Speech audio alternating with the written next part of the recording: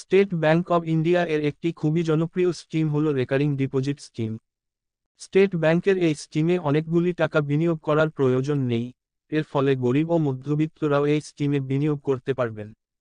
প্রতি মাসে অল্প পরিমাণ টাকা জমা করে আপনি এতে একটি বড় তহবিল তৈরি করতে পারবেন।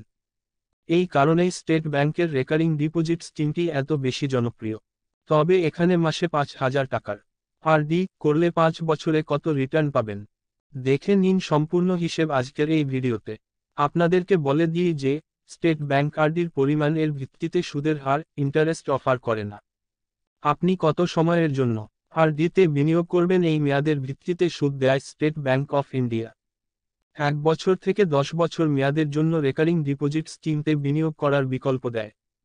এখানে সাধারণ গ্রাহকরা 6.50% থেকে 7% পর্যন্ত সুদ পায় এবং প্রবীণ নাগরিকদের 0.50% অতিরিক্ত সুদ দেওয়া হয়। এসবিআই এর আরডি স্কিমের মেয়াদ অনুযায়ী সুদের হার টেলিগ্রাম চ্যানেলে দেওয়া আছে। মাসে 5,000 টাকার আরডি করলে 5 বছরে কত রিটার্ন পাবেন। স্টেট ব্যাংক অফ ইন্ডিয়া বর্তমানে তাদের 5 বছর মেয়াদের রেকারিং ডিপোজিট আরডি স্কিমে সাধারণ গ্রাহকদের 6.50% এবং প্রবীণ নাগরিকদের 7% সুদের হার অফার করছে। এই সুদের হার অনুযায়ী একজন সাধারণ গ্রাহক যদি মাসে 5,000 টাকার আরডি করেন তাহলে 5 বছরে তিনি মোট 3,54,957 টাকা রিটার্ন পাবেন।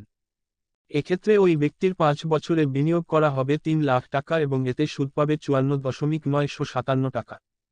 একই মেয়াদের জন্য একজন প্রবীণ নাগরিক যদি সম পরিমাণ টাকার আরডি করেন তাহলে তিনি মোট 3,59,667 টাকা রিটার্ন পাবেন।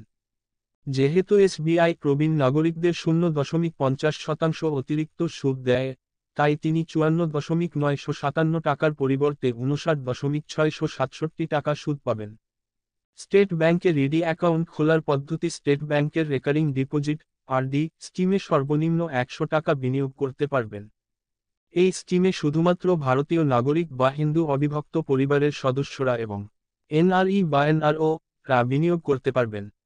অফলাইনে মাধ্যমে স্টেট ব্যাংকে আরডি অ্যাকাউন্ট খোলার জন্য সমস্ত প্রয়োজনীয় নথিপত্র নিয়ে নিকটবর্তী এসবিআই এর শাখায় যেতে হবে। এরপর এসবিআই আরডি ফর্ম পূরণ করে জমা দিতে হবে। আপনার যদি আগে থেকে স্টেট ব্যাংক অফ ইন্ডিয়াতে অ্যাকাউন্ট থাকে এবং তাতে নেট ব্যাংকিং সক্রিয় থেকে তাহলে অনলাইনের মাধ্যমেও এই কাজ করতে পারবেন।